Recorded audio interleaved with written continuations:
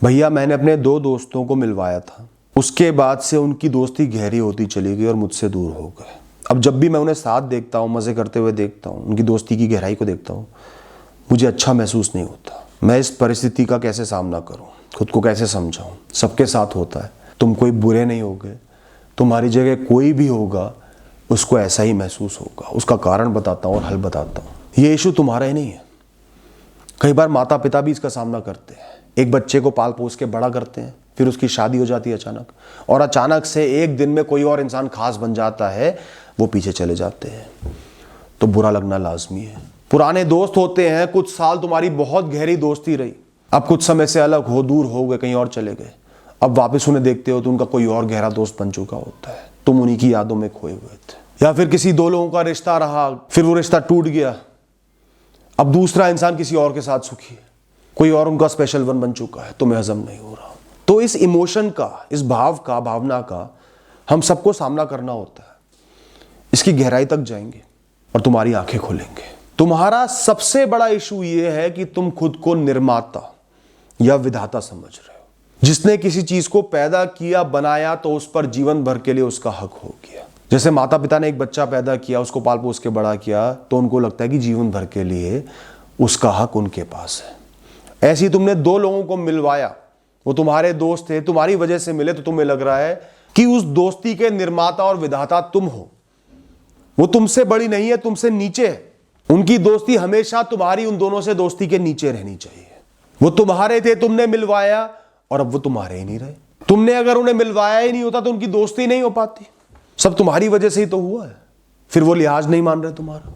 और एक बात बता दूं, अगर तुमने उन दोनों को नहीं मिलवाया होता, अपने आप ही मिल गए होते, उनकी दोस्ती हो गई होती, तुमसे कमजोर हो जाती दोस्ती, आपस में गहरी हो जाती, तो तुम्हें बुरा लगता, पर इतना बुरा नहीं लगता, क्योंकि एक क्रिएटर वाला कॉम्प्लेक्स तुम्हारे अंदर इस समय है। शायद गिल्ट हो कि मैंने क्यों मिलवाया, या अहम हो कि मैंने मिलवाया। जो भी है वो निर्माता का भाव है, विधाता का भाव है, क्रिएटर का भाव।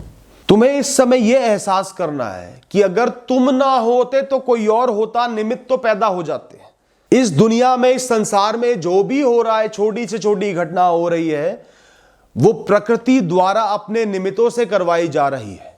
तुम एक निमित्त मात्र थे, निर्माता नहीं थे। तुम नहीं होते, कोई और विषय से मिल जाते, किसी और जगह मिल जाते, किसी और कारण से वो मिल जाते। अगर उनकी दोस्ती होना तय था, कर्मों के वश वो आपस में मिले, सिर्फ एक दूसरे से आंखें मिल जाती तो वो दोस्ती बन जाती, ऐसा कनेक्शन हो जाता। अगली बात, हमेशा मन में, दिमाग में ये बात रखो, हम इस संसार में, इस दुनिया में किसी भी रिश्ते को, किसी भी वस्तु को, किसी भी परिस्थिति को, किसी भी विषय को हमेशा के लिए पकड़कर नहीं रख सकते। खूंटे से किसी भी चीज को बांध नहीं सकते। सब एक क्षण में निकल जाएगा। हाथों में पड़ी हुई रेत है, जितनी मुट्ठी बांधोगे वो रेत बिखरती चली जाएगी। यही दुनिया का सच है। तो कोई रिश्ता आज कितना ही मजबूत हो, वो हमेशा के लिए नहीं है। उसका बिछड़ना तय है, चाहे मृत्यु के वश बिछड़ जाए, चाहे उसकी जगह बदल जाए, चाहे रिश्ते बदल जाए। यहाँ कुछ तुम्हारा नहीं है, दिल से तुम्हारा नहीं है, हमेशा के लिए तुम्हारा नहीं है। कुछ समय के लिए तुम्हारे इस किरदार का हो सकता है। तुम वो खुद किरदार ही नहीं हो। तुम तो बहुत सारे किरदार हो जो एक बहुत बड़ा जीवन साथ मिलकर जी रहे हैं दोस्तों। कभी तुम 3 साल के बच्चे थे, कभी 80 साल के बूढ़े बन जाओगे, तो एक नहीं होगे, वो दोनों अलग ही होंगे। उनके दोस्त अलग होंगे, रिश्ते अलग होंगे, सोच अलग होगी। लोग आगे बढ़ेंगे तुमसे, किसी को तुमसे बेहतर रिश्ता मिल जाएगा, किसी का मतलब पूरा हो जाएगा, कोई तुमसे ऊब जाएगा, किसी को तुम्हारी कोई बात बुरी लग जाएगी, कोई ना कोई कारण, कोई ना कोई निमित्त बनेगा जिसको जहां जाना है वहां चले जाएगा। ये जीवन का खेला है, ऐसे ही चलता रहेगा दोस्तों। इसको आप बदल नहीं सकते कितना ही चाह लो। आज वो आपस में जुड़ गए और तुमसे दूर हो गए, तो ध्यान रखना, अगर वो आपस में ना भी जुड़ते तो भी तुमसे दूर हो जाते, अगर दूर होना लिखा ही था तो।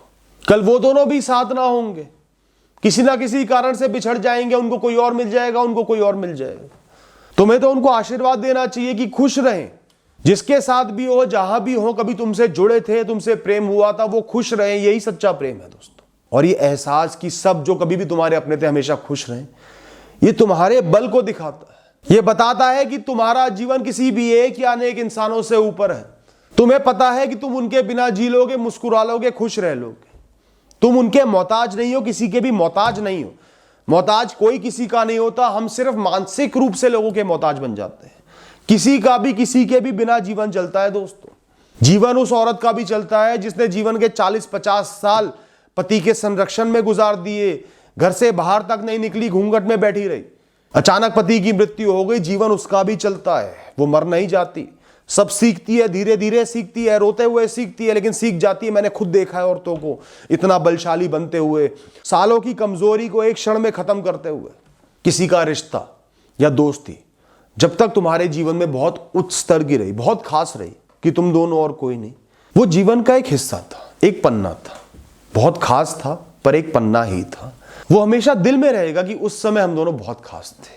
उसकी उतनी ही कीमत है, उतना ही मूल्य है, उससे ज्यादा उसका मूल्य मत बनाओ, वरना ऐसा तो नहीं होगा कि वो हमेशा तुम्हारे साथ रहेंगे, पर जब वो दूर होंगे तो खुद को अपना पाने में, उस नई परिस्थिति को अपना पाने में तुम्हें बहुत वक्त लग जाएगा। वो कनेक्शन था, वो बहुत सुंदर दोस्ती थी, वो उस समय में किस्मत में, भाग्य में लिखी थी, इसलिए हुई थी। उसका आनंद लेना लिखा था जीवन में, इसलिए वो हुई थी। कोई खाने की चीज पसंद है, जीवन भर निरंतर थोड़ी खाते चले जाओगे, हफ्ते में, महीने में एक बार खा ली तो उसकी वैल्यू बन गई। आज भी तुम्हें वो चीज याद होगी, वो खाना याद होगा जो सिर्फ एक बार जीवन में खाया था, बहुत ही खास था, दोबारा कभी वैसा मिला ही नहीं। या कोई अनुभव होगा, एक जगह गए होगे, एक बार गए थे, दोबारा वो अनुभव मिला ही नहीं, तभी वो खास बनता है दोस्तों। वरना हर चीज उदास है, उबाऊ है इस जीवन में। आपको तो बस खुद की तारीफ करनी चाहिए, जीवन की तारीफ करनी चाहिए। कभी आप लोगों की दोस्ती खास थी, आपके निमित्त से वो दो लोग मिले, उनकी दोस्ती इतनी पक्की हो गई, ये तो आपकी उपलब्धि हुई। आप एक अच्छे कार्य का निमित्त बने इस दुनिया में, आपके कोई अच्छे कर्म रहे होंगे।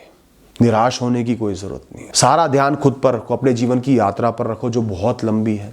अनेकों किरदार आएंगे, अनेक राहें आएंगी, बहुत कुछ मिलेगा, खोगा, हर दिन नया पन्ना पलटेगा। यहाँ सब कुछ बदल जाना है, सब कुछ खाक हो जाना है, हर चीज मिट्टी ही है। जीते जाओ, किरदारों को निभाते जाओ, आनंद से आगे बढ़ते जाओ, जो बीत गया उसे भुलाते जाओ, जो आ रहा है उसे देखते जाओ। Thank you and all the best.